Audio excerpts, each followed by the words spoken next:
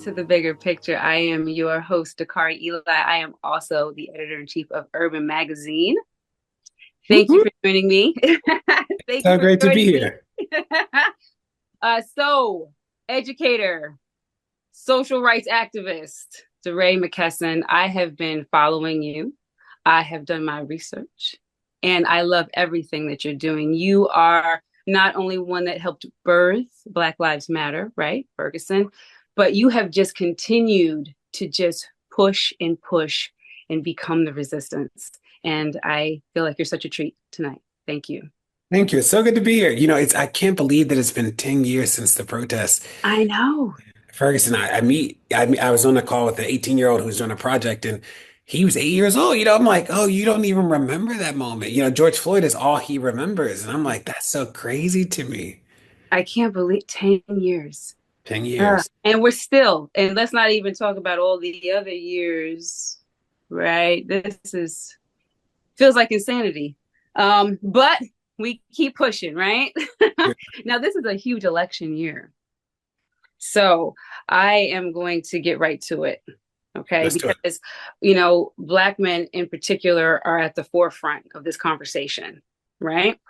So, how do you think Kamala Harris's opportunity agenda for Black men addresses the most pressing needs of the Black community, and where might it have the biggest impact? So in it, it's the first time that she talks about health disparities. Black men are the least insured people, but it's also the first time that she talks about the police. So Mm, the campaign has been interesting because I think they've been nervous about criminal justice. They don't want to lose the undecided voters. So if you look at Kamala's plans, there's no mention of the George Floyd Policing Act or police or criminal justice at all until she releases the agenda around Black men. So I'm happy that she talks about it in her plans. What's interesting is that if for Black men born in 1981, it's a mm, 1 in 3 chance they'll be incarcerated. That's wow. For a Black man born in 2001, there's a 1 in 5 chance. So the idea of incarceration is actually pretty big. And the police still kill 3 people a day. And though Black people only represent 13, 14% of the US population, they're over 30% of the killing. So, these issues are big issues. So I'm happy that she talks about the George Floyd mm. Policing Act.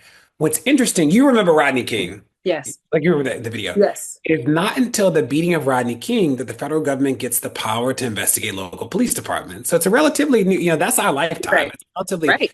new power. And Obama investigated the most police departments ever in American history, and it was like 3 a year. There are 19,000 police departments.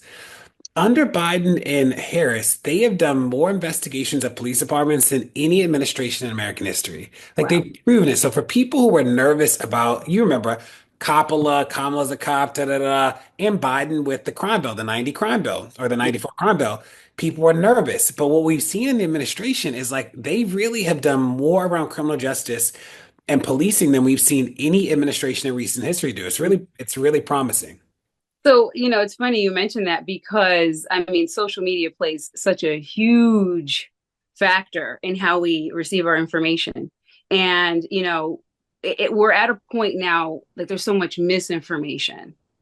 So, what are your views on us? Like, what can you tell people about where they can find clear cut information that's not, somebody's opinion?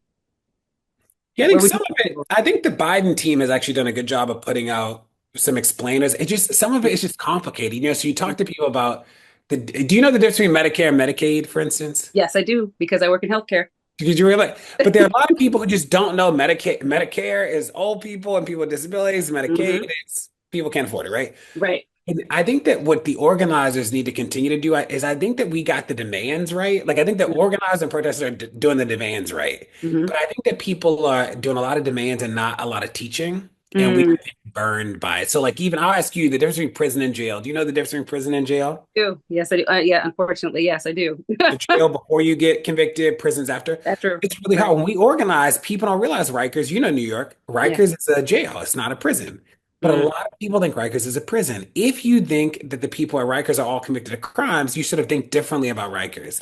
But if right. you think of it as like a holding place Mm, before they get charged, go up. Yeah, going upstate type thing. Yeah, yeah. I think that that is actually a big, and this is, I didn't know this until I became an organizer. So there are 2 million people incarcerated on a given day in the United States. Okay.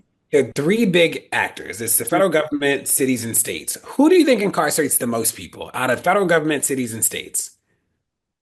2 Cities. million people, cities. It is states. So the federal government incarcerates only 200,000 of the 2 million people. You could let every single person out of federal custody. Hmm. It will not change the mass part of mass incarceration. States incarcerate a little bit over 1 million of them.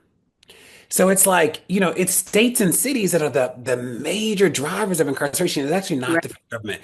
So it's those sort of things that confuse people because they look to the president to do da-da-da, and you're like, Kamala Biden, they can let everybody out and it won't really No, change the numbers. You know what no, I mean? it won't. It Cities and won't. states that are doing real damage when we think about these issues. And the reason I talk about incarceration a lot is not just because it's not my work, but it's interesting when you look at the trend lines for Black people incarcerated, Mhm. it almost makes their net worth zero. Yes. Like the Yes. impact on their lifetime Life. earnings, it's a wrap. And on their children's lives and everybody else, it reverberates outward. It's a ripple. It's a wrap. So like when I see people roll out these plans that close the racial wealth gap, I'm like, can't do it if you don't do something about incarceration because the impact of incarceration is just so great on people, on Black people specifically, but people of color when we look at the trend lines, that Mm. you have to confront it. Okay, so you're mentioning reform and you're working in that capacity right now. Tell me more about that, what you're doing there. Yeah, so I lead a group of Campaign Zero. There are 40 of us. We do laws, policies, and practices about the Mm. police. So you probably know Breonna Taylor was killed. Every Mhm. state that restricted or banned no-knock raids, we wrote those laws. That's what we do. So we do these policy things. So we run 30 campaigns concurrently. So policies around criminal justice and policing are my wheelhouse. And Mm. I'm fascinated with things, Biden, one of the, I don't know why they don't talk about their wins because they've gotten so many. But under Biden, it's the single largest increase in food stamps in Mm. history. Wow. Wow. Permanent See, those increase. are things we don't talk about. If you Google it, the Republicans are still pissed about it. They are like trying to sue the administration. They're like, it was an illegal increase. But like, it's those things that they just, and I think some of the calculation for the campaign is that they know they got the Black people right now. So they're nervous that they're going to lose the undecided white people if the Mm. plans appear too Black. So, that's a political calculation, but I have no concern that once Kamala wins, because I'm gonna call it, That's once right. once she wins, I think we're gonna be good. Excellent. Yeah, I have no doubt. I have no doubt. I just know in my heart that she's going to win. And she's Um, really working for it. I appreciate yes, she is. it. I'm mad for her. If I had to go up against this man, I would be pissed and Those annoyed. those debates were priceless. The look, like, and you could see as she was like looking for the words to describe him instead of saying Trump or president, or it was just you could see it like a mother with a child. And every Black person knows what it's like to have to go up against a mediocre white man who is not qualified, and you Nope. have to be stellar. She can't Yeah. just be good. She has Nope. to be perfect. That's right. I'm mad for her. Now, President Obama recently called for more discussions around social justice. Where do you see the best opportunities for collaboration across political divides? Yeah, so I think that the right and the left agree about costs. Mm, So much of the cost of incarceration or a lot of the social justice issues just are sort of wild. And what's interesting when we think about prisons and jails, there's a historic shortage of staff. People don't want to work there. And what happens when you get all these prisons where people just don't want to work? It's like you got to mm, cut costs or let people out. So I think cost is actually one where there's a lot of joint agreement. The mm, second that's interesting is, on a lot of the sort of the brass issues, mm. people across I'll agree. So like the next campaign we're doing is called Pay to Stay. So in Okay. every state before, it is legal to charge people who are incarcerated room and board for their incarceration. It's also legal at the federal level. Where are they going to get it? Continue. No, that reaction is exactly what in most states, it's also legal to charge the parents of incarcerated kids a holding fee at the day rate for holding their kids, for raising their kids. And in most states, it's also legal to charge a medical copay if you request to see a doctor or if you see a doctor when you're incarcerated. Your reaction, I'm remaining. I'm trying to listen, but it's insane. it's It's insane. ludicrous. It doesn't even make any sense. Like, where are people supposed to get the money if they're, first of all, if they're away? And if a lot of the reason why I feel like there are people that are incarcerated wrongly So now you want me to pay into the system. You want me to pay you for wrongly accusing me. It's just a whole mess. But continue. It makes no right. Your reaction is, and if we talk about it that way, people across the aisle are like, doesn't make sense. And, when we look at the numbers of how much the states are recouping, it's like 5,000, $7,000. It's like, the person's salary who is processing this is more than the money. This is not a money maker. So, but Republicans and Democrats look at that and they're like, yeah, that doesn't make sense. So it's like how we explain this. A qualified immunity is a good one. This is obviously my work, but most of the people talking about qualified immunity don't get it. And I think when we talk about it one way, people across the aisle get it. If you talk about it in terms of police accountability, that's when the Republicans get all freaked out. But I'll explain to you in like the simplest way is that if a McDonald's employee throws coffee on you, you're going to sue McDonald's, right? Okay. Well, okay. Or like that would be, you're not going to sue the cashier. The No, of course cashier got not. no money. Right. You're suing Oh, I McDonald's. see what you mean. Right, right. Okay. And if you sue the cashier, you actually are doing it only because you're really trying to sue McDonald's. You're suing the cashier as a representative of McDonald's. That's what qualified immunity is. So qualified immunity, so there are three ways we can hold people accountable: administrative, criminal, or civil. Administrative is officer gets fired, criminals they get charged with crime. The civil process is what QI sort of screws up. So Mm-hmm. if a police officer does something crazy and you're Mm-hmm. like, can't get him fired, can't get arrested, but you want to sue him for damages, Right. you ideally you'd be able to sue him and you'd really sue the department Police or the department. city. Right? Right. Qualified immunity makes that impossible. They create Mm-hmm. all these roadblocks to say that you can't sue the officer unless the same exact thing has happened in the past. But what it really does is prevent you from suing the officer, but you're not really suing the officer, you're really suing the city. Does that make sense? Right. Right. It does. It does. So we don't even think about it as police accountability because you're really not suing the actual officer because that man ain't got no money. You're suing him as a representative of the city. So the reason why cities actually don't like qualified immunity off the like behind the scenes Mm-hmm. is they know the police do crazy stuff and they don't want to pay for it. It's not because it's not a police accountability thing. Joe Schmo, the officer, is never paying anything. It's the city that'll pay. Or the city. It's Right. yes, like the Yeah. department. It's bigger. It's bigger than the individual. It's It's bigger than actually the individual. But when people talk about it, they talk about it like, mm, if you hear Byron Daniels, the guy on the right, the Republican, the black guy, he will say nobody will be an officer if qualified immunity goes away. Da, da, da. He's like, nobody will apply because he's talking about it as if the person's getting sued. They're not. mm, It's the department. The department's getting sued. And when you talk about it like that, it's actually a victim's rights issue. It's like, should victims be able to sue the department when they mm, are wronged? In the same way that you should be able to sue the McDonald's you when know, the an employee cashier does or something. whatever, yeah, throws a coffee on. Yeah. Mm, And when we say it like that, people are like, well, yeah, the person should be able to sue the department if the police beat the crap out of them. That's not, the officer is not going to get sued, and you actually don't want to sue the officer. The mm, officer has no money.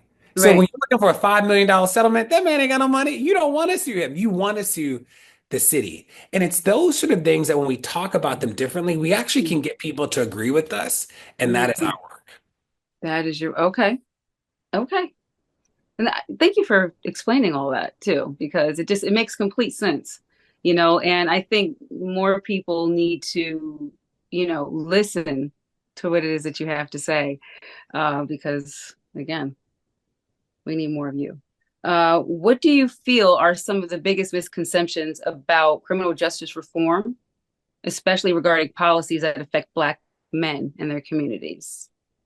Yeah, I think that crime is hard because crime is one of those things that's always on the ballot. As Mm-hmm. crime becomes this thing. Have you ever heard of the clearance rate or like the solve rate in cities? Have you ever heard that language? No, no. So it's the rate, so if cities are like, we solve 50% of the homicides or we solve da da da da, like that, if they ever use that language, the technical rate is called the clearance rate. But they're like, we solved, like I was doing this thing with Las Vegas. Las Vegas says they solved 90% of the homicides. That's like Mm-hmm. their public claim. Mm-hmm. Now the question, when I say they solve 90% of the homicides, what do you think they're measuring? I would think that they're measuring the homicides, right? I mean, the people Like that are what already, is it arrests? Is it convictions? Is it like what's the thing that is like the substance of the number? I would think that it's the convictions. The solve rate across the country for police departments is the number of crimes that led to at least one arrest. That doesn't, yeah, that doesn't equate to anything. It's just an arrest.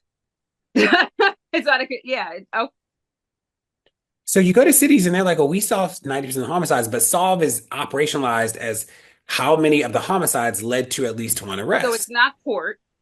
It's It's not not, court. it's not jail time served. It's just the arrest. One Even arrest. if, even if, even if later on down the road, it's not founded. Correct. Wow. Wow. So it's interesting because when we look at the data across the board, so you're like, well, this is not really, this isn't saying what you in Las Vegas is interesting because the clearance rate for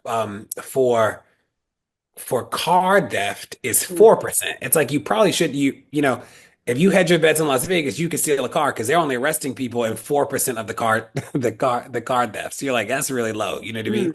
mm, mm-hmm, If you think mm-hmm. about the arrests, there's no way that 100% of the arrests are leading to convictions, or that's not, that's not happening. Right, right. But when you look at the police efficacy numbers, it's a little shaky. You're like, you Who's in charge of that?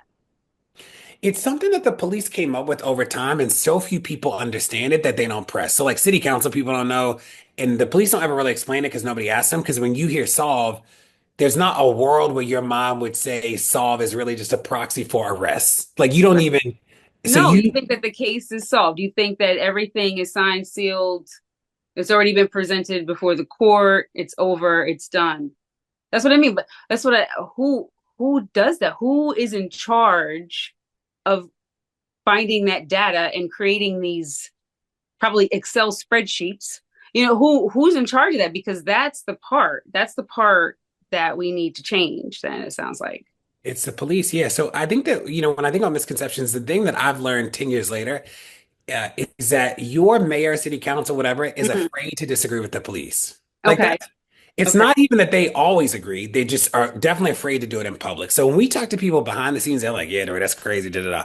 Mm, But on the record, they just are afraid to disagree. And it becomes this sort of weird thing where we're fighting and the police will say whatever. They'll say 90% clearance rate because Fawn, the city council person, you just don't know any better. So you don't even ask. You're not pressing them. They just say 90%. And you're like, okay. You're like, well, how many of those people got convicted? And they're like, good question. You're like, that's not a good question. That's really mm, the only question. You know what I mean? hmm. I feel myself getting more annoyed, but educated The during other thing this I'd say is that, conversation. it doesn't take as much to make change as you think. I was talking to the president of Yeah. the Senate in a big state, and he was like, DeRay, if 25 people email me, it's a crisis. Mm. So that's not a large number at all. It's not like he's like form So letter. how do you think we can get people to continue to stay inspired? Because I think that's what the issue is too, as far as the masses. We hear these things, we get all crazy, right? We're all upset. And then we go about our daily lives after a few days. So what do you think that we can do to keep people inspired so that stops happening? I mean, yes, we can make phone calls, we can, take the time to as you said, send letters in. Um, what do you think we can do other than that, though, to keep people inspired so that they want to do these things and stay active? So I think for organizers, part of our work is to make complicated things simple. Like we got to figure out how to talk about qualified immunity or did it like all these things in a way that my father, my grandmother can understand, not because they're not smart, but because they're busy and they Mhm. can't do the 2 hour version. We got to Right. figure out how to get right in there, right? So I think that's for organizers. I think for people in community or people who just want to sort of work on some issues, I think as a teacher, we used to say me plus three.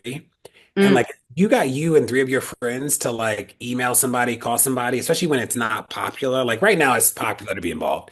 right. But just getting a couple people to call actually matters a ton because it doesn't happen. This is where I get sad about the internet is that it warped our sense of scale. It's like, Yeah. you're used to 100 likes and 2,000 views. And like, so our sense of metrics is a little crazy. Whereas Okay. in politics, 20 is a big number.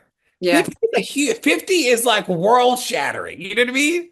And it's like we lost our sense of perspective that five is big. You and five people emailing all of your people being like, hey, can you look into this? Like that actually matters way more than you'd ever imagine. Mm, mm. So it's just about being consistent, and that's. And That's you should ask questions. I think about so many of the things that I work on they started out as really earnest questions where I was like, hey, I'm trying to understand. So like in Baltimore, in 1991, the jail in Baltimore got taken over by the state of Maryland. mm, So states run prisons, they don't run jails, but in Maryland, the state runs the Baltimore City Jail. mm, The ACLU National Prison Project has called it the worst facility they've ever seen in the country, including Supermax and death row.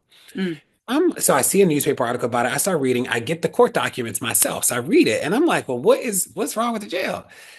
Real basic. It's like, if people have diabetes, they should get diabetes medicine. The jail's right. not giving them. There's a guy, they have a report. They say that this guy who's paraplegic has to poop and pee in a bucket and his cellmate has to dump it out. So jail's a mess. So, but I read the documents. I'm like, this is really crazy. And the state's not in compliance. And the state is asking for $1 billion jail to be built in Baltimore Mm-hmm, to replace this bad one. mm-hmm, So their whole justification for building a new jail is that they need to be in compliance with this lawsuit. right.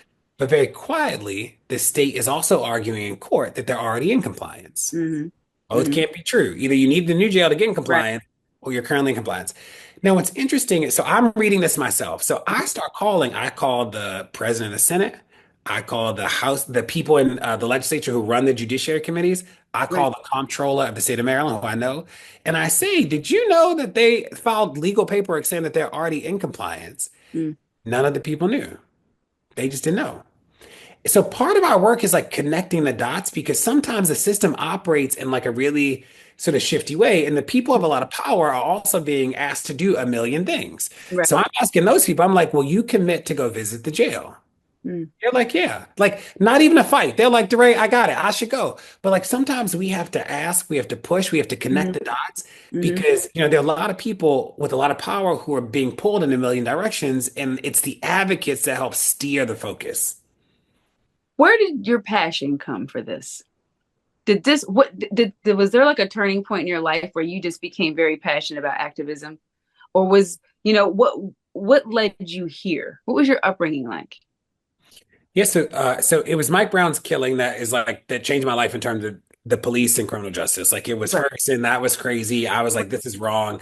But But this before is deeper than that. I sense that this that, is deeper. I taught sixth grade math in East New York, Brooklyn, which was amazing. I'm from Baltimore, though. Both my parents were addicted to drugs. My father raised us. My mother left when I was 3. She came back when I was 30. Mm, My father, me and my sister have always remained really close. But teaching was like the first system I understood. So I mm, opened up an after school center in Baltimore. I trained teachers. I worked in human capital in Baltimore. I was a chief human capital. And then in Minneapolis, I led all staffing. I hired everybody but the superintendent. That was really cool. The mm, protest started, I left. But I understood systems really well because I mm. understood school systems. Okay. I've Which taken has the its own level of politics. but you'd be surprised. Systems are sort of systems. So Mm, like once I knew school systems really well, I mhm, like transferred those lessons to police and criminal justice. So like one of the projects we manage, we have the biggest database of police union contracts in the country. mhm, And the reason why I knew to look at police union contracts is that I knew what teachers' contracts looks like. I mm, knew like the craziness in some of the teachers' union contracts, and mhm, they were crazy and annoying. They weren't dangerous. And then I was like, well, let's see what the police union contracts looks like. And I was like, oh, these are crazy clauses. So mhm, like in some places, like in Seattle, no, Portland, the contract says the police have to be disciplined in the least embarrassing manner. mhm. What does that even mean? What does it mean to be disciplined in The the least least embarrassing manner. There's embarrassing? levels to what. There and it matters because so like the police is something crazy. Mayor gets on the news, says, he apologizes on behalf of the police, and the police take him to court. Mm. They say your statement was embarrassing. You're like, what world are we in? Yeah, that doesn't even seem to make much sense. So there's levels, and then you have yeah, okay, okay. I mean, this just gets worse and worse every time I hear well, all the details that you know. It's like sometimes I think that's the reason why a lot of people ignorance is bliss because the more and more you learn about these different systems, it's just I have a friend. She's a teacher. She teaches. Actually, she's down in the city. She's Okay. teaching, and it really like the stories that she tells me, the politics, everything that she has to go up against. Being an educator is don't get paid enough. You really don't get paid enough. So, but anyway, back to politics. So, what do you believe is the role of community voices and activists like yourself in making sure policymakers follow through on their promises? Yeah, I think what the advocates do is that we make an issue impossible to avoid. Mm, That's sort of like our role. So we sort of bang and beat until you got to do something about it. mm, And I think that the follow through is actually the part that I hope that the next 10 years of movement life does a little bit better. mm, So we were good at getting laws passed. And then, what they'll do is that quietly, when nobody's paying attention, they'll roll it back a little bit. So I do think that part of our work has to make sure that we like put in reporting requirements and those sort of things so that you don't have to be an insider to get it. So we're working on a thing with parole in Maryland. So probation and probation is a consequence instead of going to incarceration. Parole is when you finish your incarceration somewhere that's not inside a prison. right, You have a 10-year sentence, you get on parole, you finish the last 2 years out. right. So we're working on this project in Maryland, and I'm in the team meeting, and I'm like, well, what are the release rates in Maryland? We're Mm, Googling, we realize they're not public. Well, that's not helpful. So we do a public information request, and it's one of those things where it's like, why? What are you hiding? mm, Why is it so hard to get the data in a blue state? Everybody's a Democrat, very progressive, and mm, still the data's not public. mm, So we look at it and we realize that it's not public because the rates are really low. It's like 10%, 11% of people request parole really low. But you're like, it can't be a system where we have to pay to file a request and we got to wait. And we got to build a system where the data is just public. And that has to mm, be true for all of the things. And another thing we're working on in Maryland is, like I said, pay to stay. In Maryland, there's a clause that says that they can charge you for a week in jail. Most people don't even know week in jail is a thing. But say you get a sentence and they can say, fine, I'm going to sentence you to 30 days in jail mm, only served on the weekends. mhm, mm, Every county gets to determine their own amount that they're going to charge you for your incarceration. And in some places, you have to pay it before you even get incarcerated. It's like a precondition of being jailed. So we see it in the law and we're like, well, what are the rates? mm. They're not published anywhere. So we have to go county by county and ask. Some counties, Baltimore County won't tell us. PG County won't tell us. You're like, Yeah, because they can't be held accountable if it's public. crazy. And I'm calling the legislators being like, hey, I want to tell you now because the legislature opens in January. We're Mm, trying to get these fees repealed. They say to me, DeRay, people don't, that's not a thing in Maryland. I'm like, no, no, let me send you the law. This is the law. It is a thing. They're like, really? I'm like, yeah, this is crazy. And so much of it is a like education piece and it mm, is following through. But also when we write these laws for next session, we mm, will put in reporting requirements so that the people who come behind us will never have to like do what we did. mm, mhm. Have you thought about becoming a lawyer officially? No, no, no, no, no. I Mm. want to fight on outside. I don't want to have to take the bar and da, da, da. I want to be the guy who comes in, helps you see the issue, we clean it up, and then we go to the next thing. Now, for voters who may not fully understand how policies affect their communities, what are some key issues or questions they should consider before voting? Yeah, it's hard. I hear a lot of people say things like, I don't do politics, and what the Hmm. activists say is that politics does you. But Hmm. what's true is that when we start and ask people like, what do you care about? Like, what's important to you? They say schools, they say crime, and we tell them like all those things are decisions that are being made around them. And Mm. that they can choose people who represent their values and views, right? Hmm. So if you think there are not enough police, you can find somebody who da da da. If you think that your school's not safe because of this, or your kid needs more books, like all Yeah. those things are political questions, and we try to Yeah. steer people to a direction that makes sense in that. Right. But it is hard. I hope that what I want to hope that the lesson that the organizers take after Kamala wins Mm. is that in the next 4 years we have to build the bases knowledge. Because I think that when we were growing up, I think it was you could say something was racist or crazy, and that meant a lot. You were Yeah. like, "Well, that person's right." I Yeah. don't think that means as much anymore. I think that people, No. Did you see what I saw something on the Grio? They had I can't remember exactly where it was, but they for Halloween, they decided that they were going to enact Kamala being in chains or, no way, no, yes, yes, behind a wagon, like as a slave. no. Yes, yes, it's on the Grio. And, the Grio explains it more, but I saw a clip of it and I was really mad. So I just kept scrolling. I try not to look at everything because it's enraging. So, but yes, yes. That is nuts. Yes. So I think that, well, that's crazy. I think that my father wants to understand now. He wants to understand the policy. Like, Mm, he's smart enough to understand. So I can like explain it to him. And I think that that is where that's my advice to young organizers. Is I think there was a time where we could say that policy is bad, that was racist, and people were like, okay, I got you, I believe you, and let's go. Now we got to figure out how to translate it in a way that makes sense. So when we talk about, what does it mean that the Biden administration negotiated prescription drugs for Medicare? mm, It's like, the decreases in drugs was 38 to 75% decreases. That matters for people who are 65 or older who that's their health insurance. that's right. But we don't talk about it. The parties aren't very good at it. So it'll be the activists who or the organizers who help people understand, or like the Mm, food stamp thing. Nobody's talking about it. You're like, I don't, we talk about fight for 15. The minimum wage is $7 at the federal level. It's been $7 crazy. That's for a long crazy. And time. the way the rent is, and the way, I mean, you can't buy a house anymore. Just like you can't do anything anymore. Do you know what the yearly income is for a single person for the poverty line? So when people say this many people live in poverty, what is the yearly income below I think, isn't it like under like 18 grand? Isn't it, is how much? 15? 15. It's even, I thought 18 was bad when I thought it was 18. 15 is even worse. That's what I mean. Enlightening conversation with you.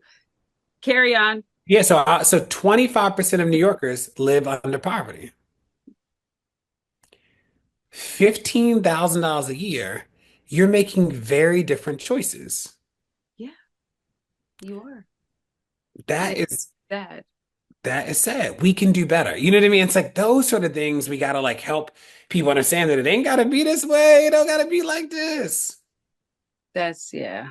I mean, but now they also are talking about making homelessness a crime, as well. So what do you want? I mean, but then if crime should increase because people are acting out of desperation, it's just like this cyclic situation, and I just hope that we are going to continue to get better. That's why we need Kamala in It's office. hard too because you've probably seen those videos. You've heard of like retail theft is increasing. You've seen those videos of the smash and grab at Gucci.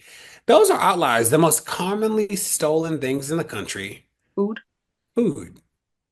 I'm not surprised. It's not Gucci, it's food. You're like, we have a campaign on felony theft. So, like, what is a dollar amount that people can steal before it becomes a felony? And Mm, felonies are a year or more in prison. In New Jersey, the rate was set in 1978 and has not changed since. It mm. is $200. You can get 18 months in prison For for stealing. $200. Now, $200 is what, 4 bottles of baby formula? I was gonna say Or the four way things the of baby. food is priced now, too, no less. $200. That's like a week of groceries for maybe a family of four. Yeah, and you're like, people are stealing food. They're not stealing Jordans, they're stealing food. That's an indictment on the country, not the person. Yeah, it is. It is. And food and how we get our food and that's a whole nother ball of wax as far as what they're doing to our food. But anyway, given your experience in advocacy, what advice would you offer for navigating media coverage on social justice and racial equity? Yeah, I'd say try and find the simplest way to talk about it so people can understand. I think that with reporters, part of our work is to build their capacity too. So sending primary documents so they can read it and process it. We've gotten a lot of success with pictures. People Mm, like are visual learners, especially because of TikTok and da da da.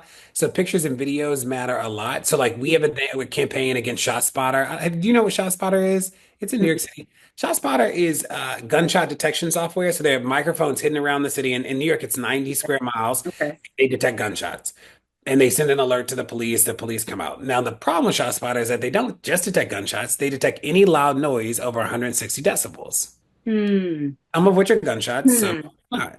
So the technology cannot differentiate between gunshots and fireworks, for instance. Right. You can think of how that could be problematic in a city like New York, Of where course. people pop fireworks in the middle of the street, and when it gets logged as a gunshot, that is misleading and dangerous. And it's those sort of things that, when we are in the room with legislators and stuff, we got to show them a video of, there are real videos of like, there's a video in Chicago, a guy puts off firecrackers, his ring camera picks it up, Yeah. police come blaze into his house. Mm. He gets arrested and he doesn't get out until his family pulls the ring camera. And you're like, that is crazy. So some of it is like the storytelling around what's happening. Because when people hear it, they're like gunshot detection. Yes, we need to da da da da Right. da da. And you're like, well, not if it can't accurately detect gunshots. That is a Right. key component, you know? Yeah, that's hurting us rather than helping us, you know. And again, Even we're talking about statistics that are being logged that are misinformation, you know, and being used against us. and when I told you about the clearance rates, it's like sometimes with the media, we have to not take for granted that really smart people also don't know because why would they think the police are measuring one arrest? Mm, Like, why would you wouldn't think that? No sane person would think that's the thing. So I never take for granted that we have to like say this out loud to people because the only people who really know are the police. right. Right. Yeah. So, and that's the reason why, like, as far as police corruption and everything that we're dealing with, this is really heavy. But the thing that keeps me not I'm like really like absorbing all of this, you know, and it's really like this is really heavy. the thing that makes it not heavy for me in our work is because we only work on things we think we can fix. Okay. So all the things I talked to you about, we have campaigns on that we're working across the country to try and undo. And that is like the hopeful part of it. And if we tell the story in a certain way and we build the resources, we can normally get it to a place where we can get some agreement and we can get it Mm, passed.